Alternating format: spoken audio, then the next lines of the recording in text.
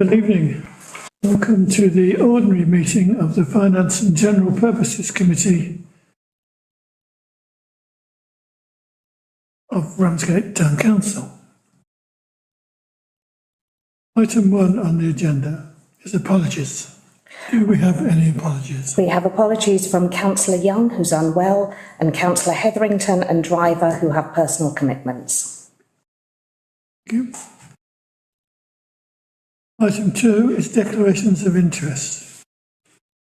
Does anybody present have any declarations of interest? Item 3 is previous minutes.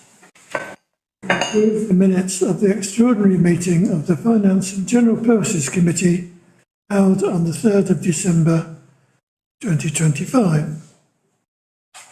Only questions of record may be considered. Does anybody wish to raise anything on the previous minutes? Can I accept? No questions. Can I accept them as a true record? Yep. Yeah. Thank you. Agreed. Item 4, accounts and budgets. 4.1 is to receive and note the receipts and payments up to the 31st of December 2025. Town Clerk. Chair. Usually there would be an accompanying report. I have to say, whilst concentrating on the budget, there is not, but the receipts and payments are up to date. And please do let me know if you've got any questions about the content. Does anybody wish to raise anything on the No. Not from me, Chair. receipts and payments? Not from me, Chair. Do we just need to note them, or do we have to approve them? To note, please. Just to note them. Noted, Chair. Thank you. Thank you.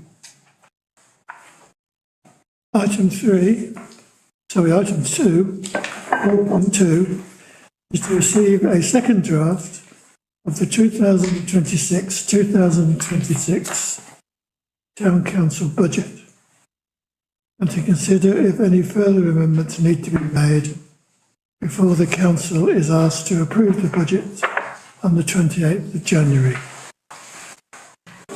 Town Clerk is going to take you through anything you want to go through on the budget. I'd just like to say a little bit before that. It amounts to an enormous amount of work, particularly for the Town Clerk. But I believe that you'll find that we've managed in the budget to meet all the Council's commitments.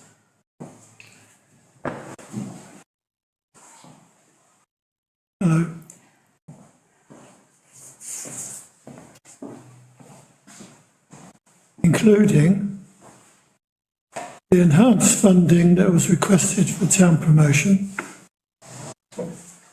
the extra staff that we're hoping to recruit during the year, and funding for the expected salary increase, perhaps, during the year, including the town centre security that we've agreed. We've added a little bit of extra funding to some of the reserve budgets that we've got. Maintain the Radford House Reserve to cover the technicians' accommodation and a little bit over to boost the general reserve. We've agreed, or we're suggesting the large increase to meet the recommended increase in councillors' allowances. Town Clerk will say a bit more about that. And we've applied a general 3% inflation increase for most of our other budgets. If you approve this budget, we will require a 3% increase in the precinct. Over to you, Town Clerk. Thank you. Can I just say something, Chair, if I may? I just wanted to say that I think this is a great budget, and I really do thank yourself and the Town Clerk especially in relation to getting this done. because as you've already said, it covers everything that we do and want to do as well. And for me, the best thing is the 3% increase in the precepts, because I think that although it's not, it's a couple of quid effectively, but you know, for our residents, it means that they've got to pay less than somewhere else. So I'm actually brilliant with that. Phil, that's been a fantastic job. So thank you, and I'll rest my case. Right, thank you, Chair. There are various updates, external information that is now available that wasn't when you last considered the budget. A note about the allotments. You'd previously resolved to put the allotments up by whatever increase the rental rates, by whatever increase the precept would have.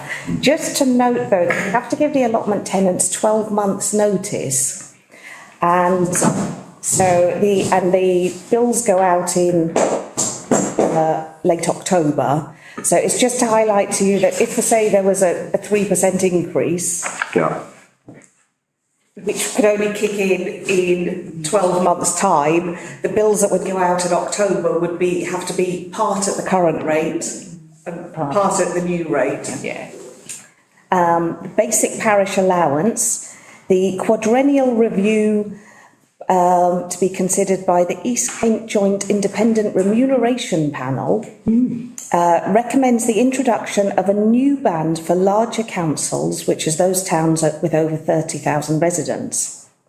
I think that the panel's possibly minded to local government reorganisation and larger town councils coming along. Yeah.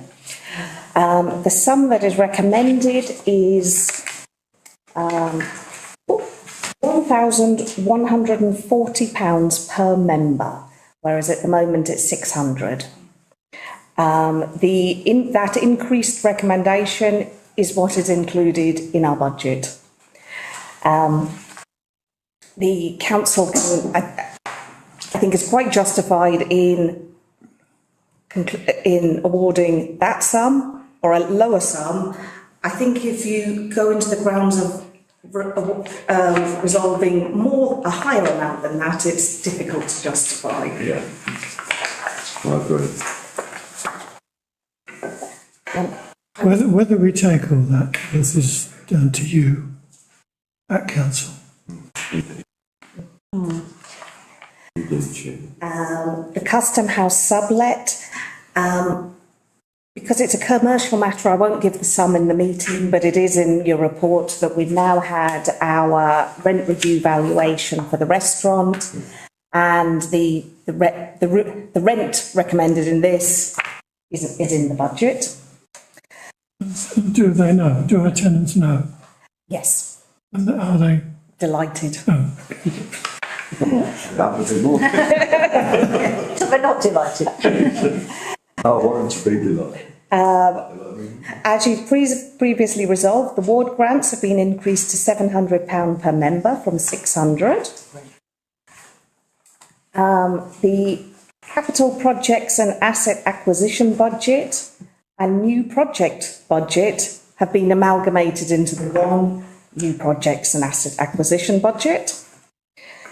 Radford House development costs, within the budget, they remain as they have been for some time.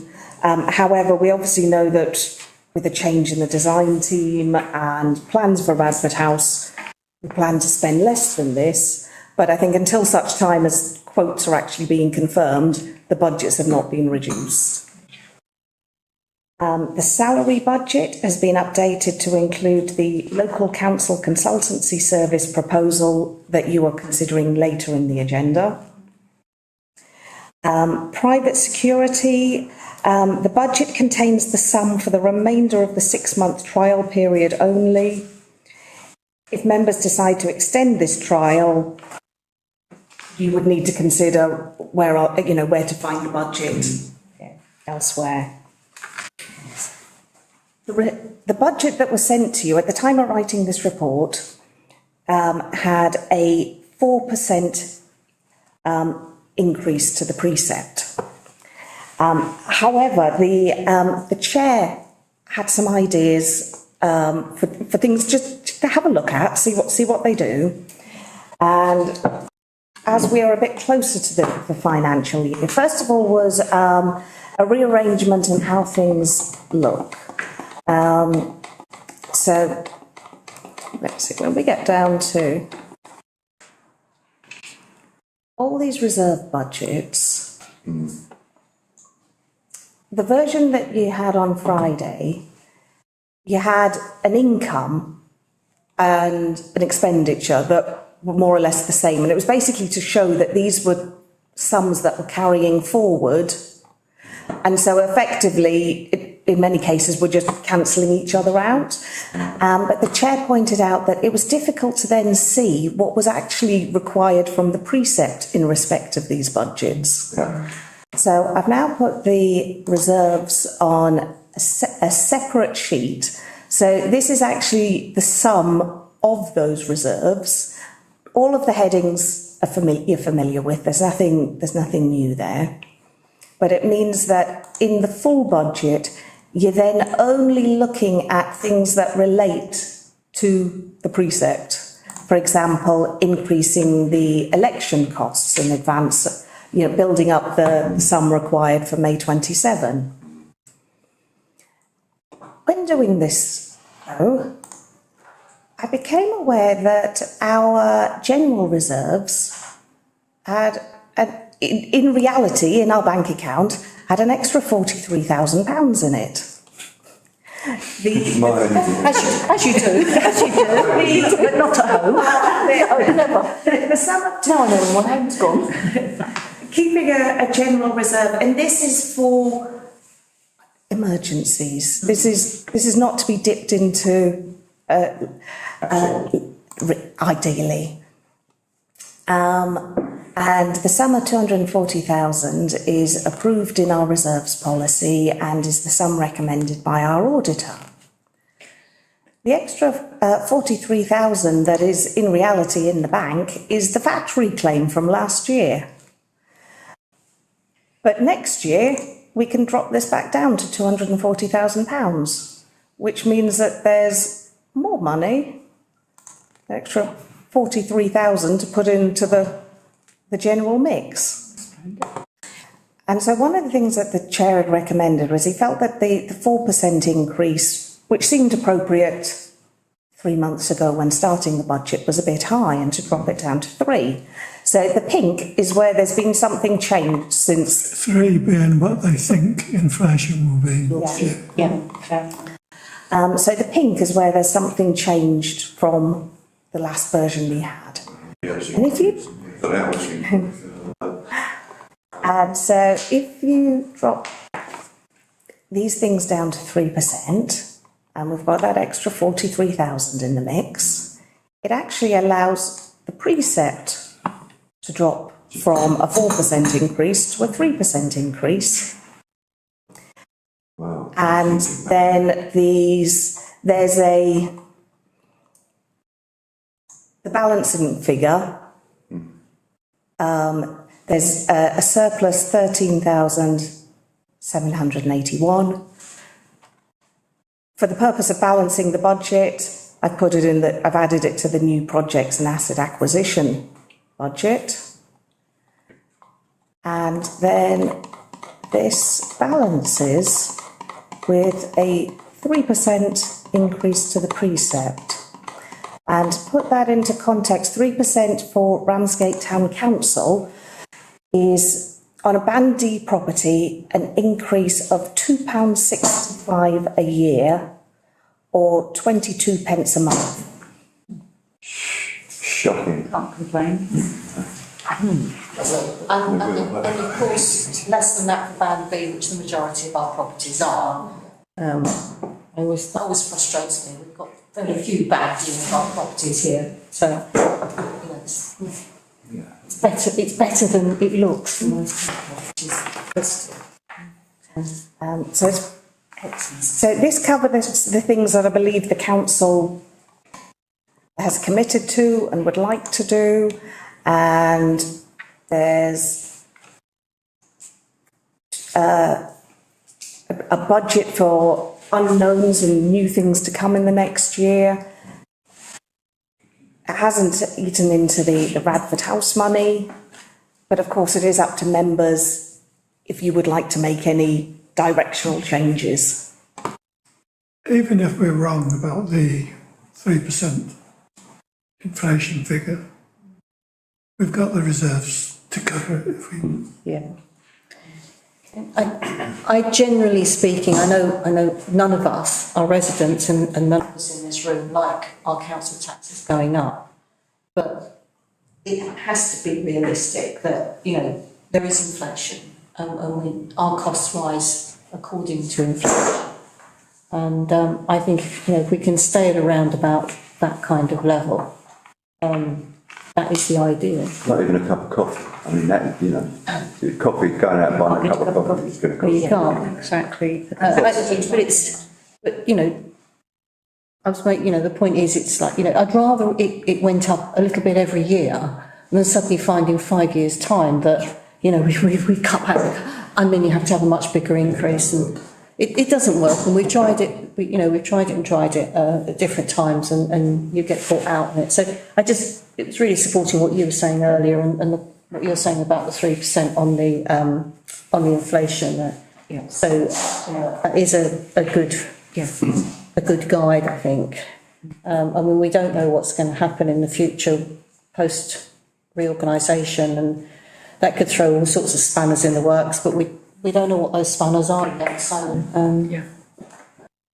Well, Chair, if I may, I think obviously we'll then be looking at growth, right? Growth of the council, whether that's staffing or whatever that we can take on. But the local district council doesn't want anymore, and the unitary doesn't want to do. And I think this gives us, and quite rightly, in my humble opinion, is that the 3% increase in the precepts is right now, because it could be a totally new council come next year, and it would be unfair to lumber them with something. So I think that's what for me makes it. and by another 12 months, we'll have a much clearer idea of where we're going as far as a council is concerned post reorganisation. Because whoever's here may want to be able to grow it and to take on stuff or whatever, and do other bits. Yep. Who knows? Who knows? Although. I'll just say, mention, I mean, it's good news for Ramsgate and the residents, but we need to get that message out there how little they have to pay. We will, Trevor. Yeah, we will, Trevor. We try. Pence per week, because, you know, I mean, they never look at the bigger picture. And that's why I want the Band B figure, because so many of our properties are Band B rather than even Band C, let alone Band D. Yeah. And it's so much more realistic than every time you hear Band D mentioned. Well, we could just put something out, A, B and C or whatever, D. That's a good point, Trevor, and we'll deal with that. Yeah. I mean, straight away they look at the big picture. Yeah. I mean, I know because we're at KCC. Yeah. And it's the first, anyway, that's another story. Do you want to make a recommendation to council about the allowances? They will be going up from 600 per year per member to 1,140 per member. It's a big difference. That's what's being recommended. But it's also what's recommended. That body. And, you know, this is a council with a lot of responsibilities and a large budget and a large population. I mean, obviously, you know, obviously this is a full council decision. I don't know how. Well. Yeah, I don't know. I don't. That's an opinion for it, and I think what we do, that is within this report. So if we I think we should not take that out of the report and deal with it separately. It's all part of the report, and we should just vote on that on the report, unless someone wants to make an amendment to it now. And then that'll come to council, full council, when there'll be a lot more members. Discuss it more Yeah. widely. And then- Yes, absolutely right. I think you're That's kind of right, what, that's kind of where I was going. I mean, you've got to accept it will be sensitive. yeah. Oh, and I think that's. And we'll get snouts in the trough, whatever, because of the tiny amount in the. Yeah, and given that we've discussed this in full council, that seems right, given the nature of the discussion Yeah. that went on. So I'd be quite happy for that to go forward to full council Yes. to make that decision. And to discuss it there. Yeah. Chair, I'd like to propose. Well, Oh, sorry, there's other people, bring it up. Councillor Austin has given me prime. I just flagged up to councillor Green a concern that I had, which I had not mentioned previously, which is a small matter, but the town shed rent. If the climate change task group has to carry on paying the town shed rent in its entirety and allowing for the delays that we've had, the town shed is nowhere near being self-supporting as yet. It would take through the whole of the climate change task group budget. So I'm wondering if we could perhaps identify another budget that might carry that or that might share that with the climate change task group. Where is that on here? The climate change task group budget is here just as a single budget of £7,500. Just the rent for the shed is £450 a month, so that takes most of it. You want it taken out of the, I don't necessarily want it taken out, but I would be interested in exploring whether there was another budget that might either pick it up in its entirety or share it with the task group. well, it can come from one of our reserve funds, couldn't it? Could it? Yeah. Is that the way to do it, or I think is possibly. it cleaner to make a separate budget for it? I think possibly having a separate budget and actually thinking about how long the council would like to give the shed. Yes. Before it's time for the shed To sort of taper it in some way, yes. to either take over themselves. Or close, if it's not viable. Yeah. Yeah, that is what we've discussed. So can that come then to be put on for full council? Yeah. Yeah, okay. Thank you. And we recommend that council do that. Yeah. Yes, thank you. Chair, unless anyone else got anything to say, I propose that we accept the draft budget as laid down I recommend it. and recommend it to full council. Yeah, seconded. Seconded. All those in favour? It's carried. Thank you both very much. Indeed, indeed. Indeed.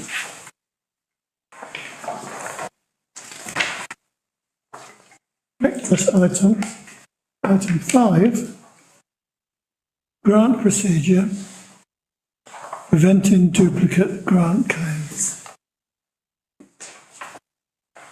To receive a written report from the town clerk and consider the proposals there contained therein. Thank you, Chair. Good luck. I'm happy to accept if you think this is starting to overcomplicate things with regard to the grant procedure. But it's a risk that is genuine, but actually whether you think it's something that we do need to actively try and mitigate or not, how you might feel. The town centre and tourism manager summed it up as when you're trying to put on an event and you'll fill in grant application forms for everyone you can think of, and you keep your fingers crossed that there will be enough that are favourable to deliver your event. And if you're really lucky, you might get more money than the minimum, and in which case you maybe add in extra elements. And if you're really lucky, you might even be able to pay yourself some project management fees. But what occurs to me is there's the risk that in those early applications, you're asking various funders for the same thing. I'll use the cost of road closures as an example. That you might ask different bodies to pay for your road closures. And if you've got multiple donors, you might then be, in the return form, putting forward the same receipts for your road closures in the different directions. And so I've described that as double claiming, and suggested that we ask the recipient to certify that the costs in the funding allocation assigned by RTC will not be claimed from any other funding stream. I can see it here. See, I see it the other way around. We don't want to have to pay for stuff that people can claim elsewhere. Absolutely. And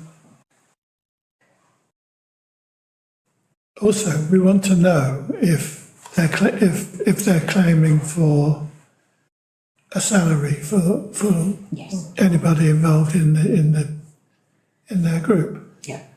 How we word our things to achieve that, I don't know. Councillor Austin, then. I don't think it is realistic for us to ask people to say that they're not asking for that from somewhere else, because realistically, as the town centre and tourism manager has explained, that's how people start by trying to fund an event by saying, well, these are the absolute basics that we have to have. We'll ask everybody for that. And then but I think perhaps we need a rider in there saying, if you receive funding for this from another body, please let us know immediately and we'll have a discussion about it, because it may be that we can say, well, in that case, we can pay for you to do X, an extra thing that they might not otherwise have been able to afford. But I do think from the point of view of probity, we should be making sure that we're not nobody is double counting, nobody is claiming for us and from somebody else for the same thing. But I think at the beginning of the process, they can't say that. They're not in a position to do so. So it's about having a dialogue and letting them know that we're willing to be flexible, but we're not willing, as Councillor Green says, to pay for something that somebody else is also paying for. Hang on, I've got Councillor Crittenden next. I think Councillor Austin has said far better my line of thought as well, so I quite agree with you. I think at the application stage, you just fire out as many applications as you can everywhere you can, because let's face it, you might apply to 5 people and 4 of them might turn you down. 5 of them might turn you down. 5 of them might turn you down. However, I mean, it is a concern if, one person does get 3 awards and they claim for road closures from all 3 people. So I think you're right about the probity thing. The other thing I was going to ask was, do we know what other funders do? Because obviously we can't be the only people in this position. So that's a question more than anything else. But apart from that, the other thing I wanted to add was actually I think as far as I can remember from all the applications I've seen, this only affects probably quite a small number. Most of the very small groups that we do tend to fund only apply to us. And then they sort of like, they do like, boot fairs or, little things with parents and stuff like that. Whereas, actually going out to grant funders. So I'm not quite sure how big a problem it is, I think is the next part of that question. So I'll throw them at you and just leave you with them. Councillor Shonk. Yeah, it's funding, everybody that's funding from us and they get a blotted amount of money, do we actually follow up with receipts that they've spent that money and getting back to people who had funding? They've had funding from KCC, money, then we've had money from Ramsgate Town Council. So it does duplicate. It doesn't matter if it's a good cause, but there is a worry sometimes. Years ago, I'd have someone at KCC that would come to wherever I donated money, make sure it's been spent properly.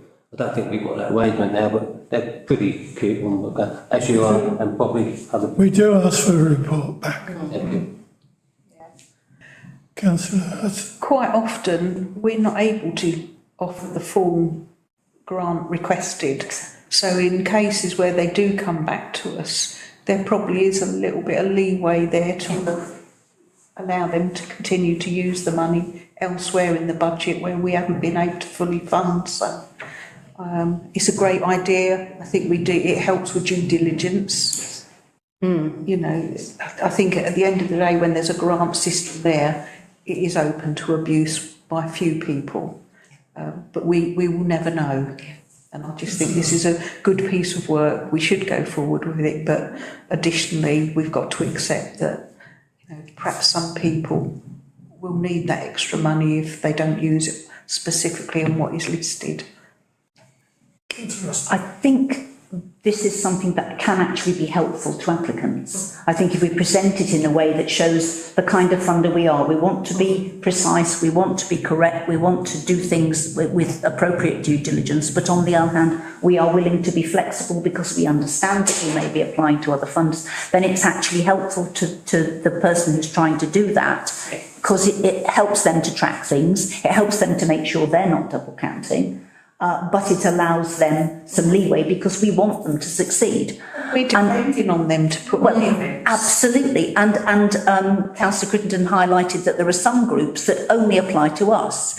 And indeed, we've had criticism from councillors in this chamber when we've been looking at grants. Here's a group that's always applying to us. Well, some small groups only really know us. And that's fair enough, but perhaps we could be encouraging them to spread their wings if they've applied to us for a few years, to think about that there are other bodies out there that they could apply for. And in my experience of applying for grants over a lot of years, the regimes vary enormously from ones which say, once we've given you the money, that's it, give us a satisfactory account of the project and we don't want to see your receipts or anything, to the ones who need every bus ticket and you know, European funding used to be the fun one with that, every single bus ticket. They didn't care what you'd actually achieved, they only cared about how you'd spent every penny. So it does, I think it varies enormously and people will be subject to lots of different regimes, I'm afraid.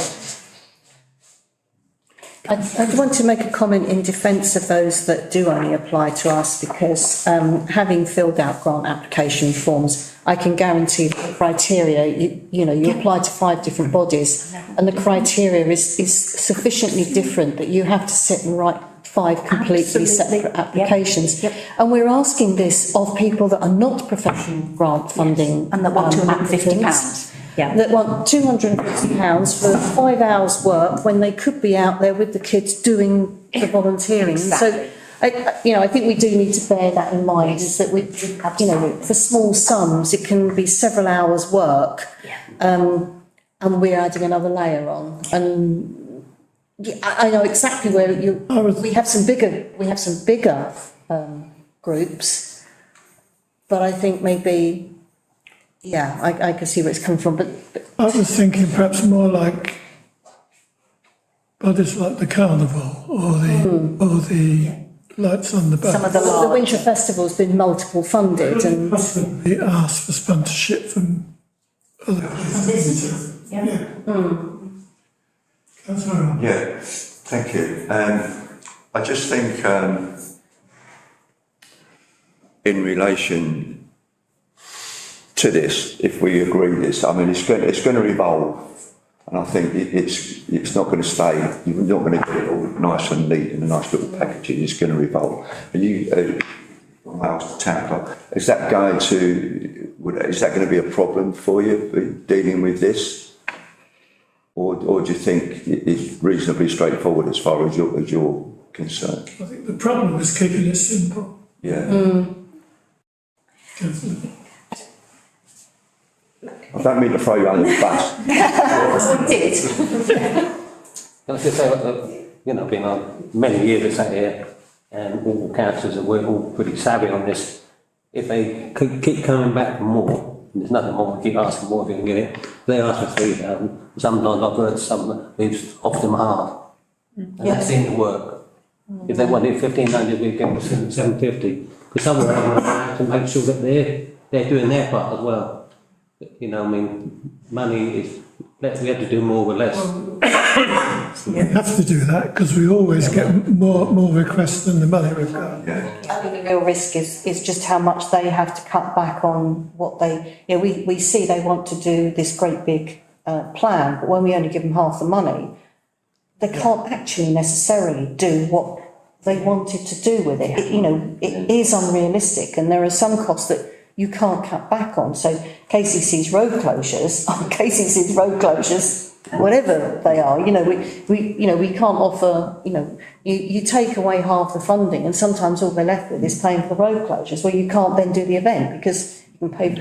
You know, they'll take it on board, but when you've got a road closure, you know, that person put on that charity event, you're not going to make that money for that road closure, are you?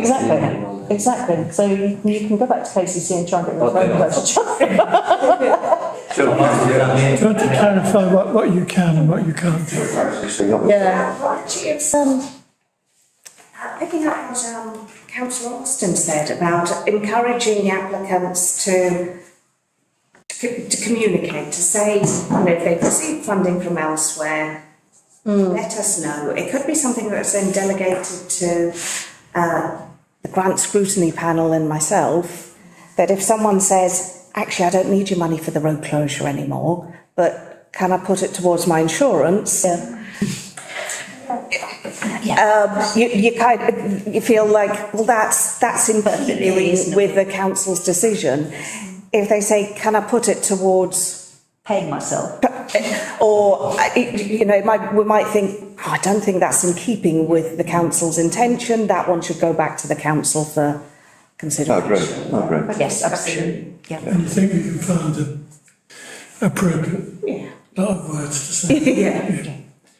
The other issue that seems to have upset some people is when people claim or use our grant to pay themselves, the organiser, money. Now, do we have a view on that? Councillor Crittenden. Well, I actually was sorry. I have my hand up for the. Are you still on the? I still had it up. I'm just wondering whether I'll answer that question, but I'm just wondering whether or not, if we didn't have Appendix A and had a revised Appendix B that was a declaration, would that actually meet the need without complicating the form for perhaps the majority of our applicants, if you like? So you'd have to revise the wording of Appendix B a little bit if we took out the Appendix A. And just said, if you are applying to other people and you get duplicate funding for the same purpose, i.e. road closures, you are required to declare it to us, and we can consider whether or not... We'll have a conversation about it. The words to that effect. So I think that would feel more comfortable to me. And I'm obviously getting some yeses from my right here. So I've forgotten your question, Dave. Well, the town clerk has just informed me that we've already tackled that problem. Excellent. I like that. Don't go then. Great. Yeah, if I might, I just think as well, you know, while we're on this particular issue, to ensure that we stick within the budget of that. I know we've had issues in the past where you as a town promotion. Well, we have the grants councillor panel. wants to via the money from someone, and I just think that's the wrong thing. But that's just me. But you know, I'd just like to see us make sure that we're within budget, stay within that budget. I must say, I think the grants panel has made a huge difference. I certainly have. Been brilliant. Well, we were getting to the stage where we were just making decisions on April's budget in December, and it was just getting ridiculous. So we couldn't continue that way. Okay, so are we happy with that? Yeah, I'm happy with that. Go forward with that. Yeah, thank you, Chair. Agreed. We now come to item 6, which is a confidential item. The partial staffing review that we asked for. So I need to recommend that under the Public Bodies Admission to Meetings Act 1960, that the public and accredited representatives of newspapers newspaper has been excluded from the meeting for the following item, on the grounds that they are likely to disclose exempt information. Is that agreed? Agreed.